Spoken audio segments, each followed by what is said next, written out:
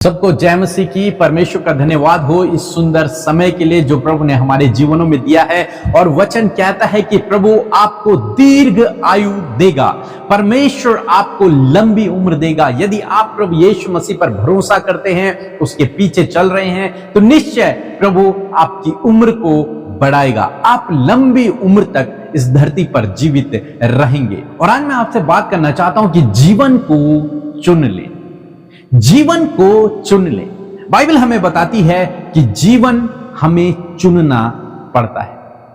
व्यवस्था विवरण की किताब उसका 30 अध्याय यदि आप पढ़ेंगे तो 19 पद में कुछ इस प्रकार से लिखा है, मैं आज आकाश और पृथ्वी दोनों को तुम्हारे सामने इस बात की साक्षी बनाता हूं। परमेश्वर कहता है इस्राएलियों से कि आज जो बात मैं तुमसे कहने जा रहा हूं, उस बात के लिए, उस वचन के लिए आकाश और पृथ्वी मेरे साक्षी होंगे, गवाह होंगे। ये दोनों मेरी इस बात का। किस बात का? आगे बढ़ते हैं, क्या लिखा है कि मैंने जीवन और मरण, आशीष और श्राप को तुम्हारे आगे रखा है। वो कहते हैं, परमेश्वर कहते हैं कि मैंने तुम्हारे आगे जीवन को और मृत्यु को, आशीष को और श्राप को, दोनों को मैंने तुम्हारे आगे रखा है। मैंने तुम्हारे आगे रख दिया है। आकाश और पृथ्वी इस बात के गवाह हैं कि मैंने जीवन और मृत्यु को, आशीष और श्राप को तुम्हारे आगे रख दिया है। अब परमेश्वर का वचन क्या कहता है? इसलिए तू जीवन ही को अपना ले। फिर परमेश्वर अपने लोगों को एक सजेशन देता है कि तुम जीवन को अपना लो। आगे परमेश्वर का वचन कहता है कि तू और तेरा वंश दोनों जीवित रहे। इसलिए जीवन को चुन लो, जीवन को अपना लो। मैंने तुम्हारे सामने दो रास्ते रखे हुए हैं।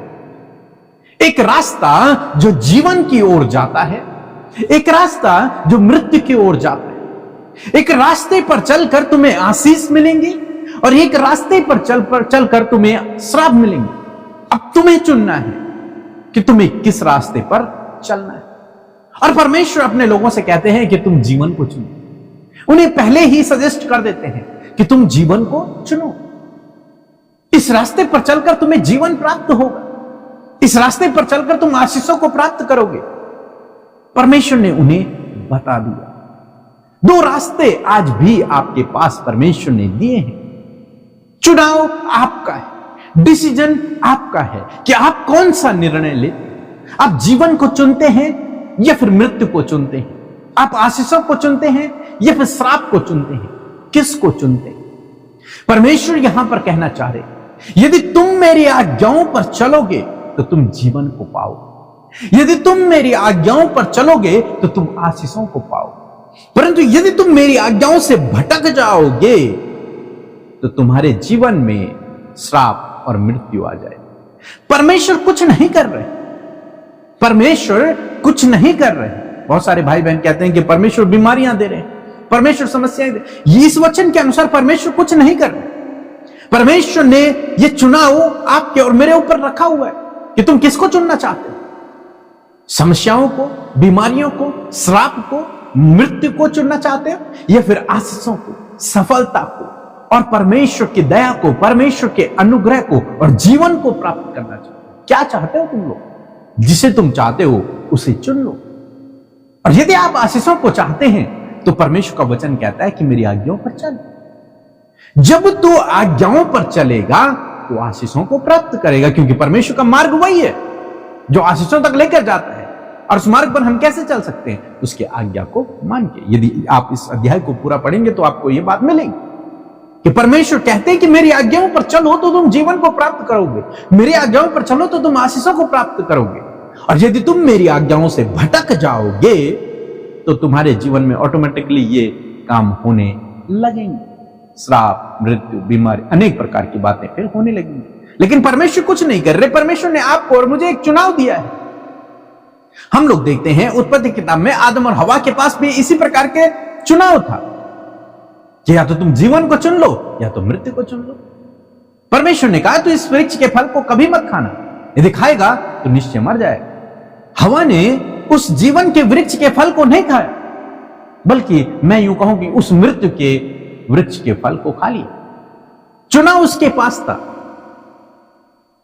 उसे चाहिए था कि वो जीवन का वृक्ष के फल को खा लेती या फिर परमेश्वर की आज्ञा पर चलती कि उस फल को नहीं खाती। और यदि वो परमेश्वर की आज्ञा पर चलती तो वो आशीषें जो परमेश्वर ने अदन की वाटिका में उनके लिए रखी हुई थी वो सबका लुत्फ वो लोग लेते, आज हम भी लेते। लेकिन उन्होंने गलत चुनाव किया जिसके कारण उनके जीवन में मृत्यु आ गई, पाप आ गया, श्राप आ गया। आज भी परमेश्वर का वचन वही आपको और मुझे और इन इजराइलियों को बताता है कि तुम्हारे सामने चुनाव रखा हुआ है। यदि तुम मेरी आज्ञा पर चलोगे आशीषों को प्राप्त करोगे, यदि मेरी आज्ञा पर नहीं चलोगे तो मृत्यु को और श्राप को प्राप्त करो। ये चुनाव तुम पर है। हम यहोशू के जीवन में देखते हैं, यहोशू प्रजा से, इजरायली लोगों से कहता है, खड़े होकर कहता है, मैं और मेरा घराना तो यहोवा की ही सेवा करें। अब तुम चुन लो कि तुम किसकी सेवा करो। यहोशू ने चुना कि मैं तो जीवन भर, मेरा घराना जीवन भर परमेश्वर की सेवा करेंगे, परमेश्वर के पीछे चलेंगे, उसकी आज्ञा पर चलेंगे। और इजरायलियों से कहता है कि तुम भी चुन लो कि तुम्हें क्या करना है। तुम परमेश्वर के पीछे चलना चाहते हो कि नहीं? और मैं सोचता हूं कि उन्होंने भी ये चुना कि हम परमेश्वर की सेवा करेंगे, उसके पीछे चले, और उन्होंने अपने जीवन में आशीषों को प्राप्त किया। जो कोई व्यक्ति जीवन को देखना चाहता है, जीवन को जीना चाहता है, आशीषों को पाना चाहता है, तो उस व्यक्ति को चाहिए कि वो परमेश्वर की आज्ञा पर चले। बस परमेश्वर ने आपके सामने चुनाव रखा हुआ है। आप चाहे कुछ भी क्यों ना कर लें, लेकिन यदि आप उसकी आज्ञा पर नहीं चलते तो बहुत मुश्किल। लेकिन यदि आप उसकी आज्ञा पर चलते हैं तो परमेश्वर के पास आपके लिए उत्तम भंडार हैं, बहुतायत की आशीषें हैं। वो सब खजाने, सारा भंडार आपके लिए खोल देगा। अपरंपार आशीषों की वर्षा वो आपके ऊपर करेगा। चुनना आपको है। वो कहता है ऐसा करने से तू और तेरा वंश दोनों जीवित रहेंगे। तुम जीवित रहोगे, तुम जीवित रहोगे, लंबी उम्र को प्राप्त करो, तुम्हारी आयु बढ़ेगी और अनंत जीवन को भी तुम प्राप्त करो यदि तुम प्रभु के पीछे चलना शुरू करो, यदि तुम उस पर भरोसा रखो, उसकी आज्ञा पर चलो, तब परमेश्वर आपके जीवन में काम करे। और मेरा विश्वास है कि आप जो रोज सुबह शाम हमारे साथ में प्रार्थनाओं में शामिल हो रही हैं, आप प्रभु की आज्ञा पर चल रहे हैं। आप कोशिश कर रहे हैं पूरी 100% कि मैं प्रभु की आज्ञा पर चलूं। आप उसके खिलाफ में काम नहीं कर रहे हैं, ये मेरा विश्वास है। और यदि कुछ गड़बड़ी है भी तो आप उसे सही रास्ते पर लेकर आ रहे हैं। सो प्रभु आपको इस वचन के द्वारा बहुत आयत से आशीष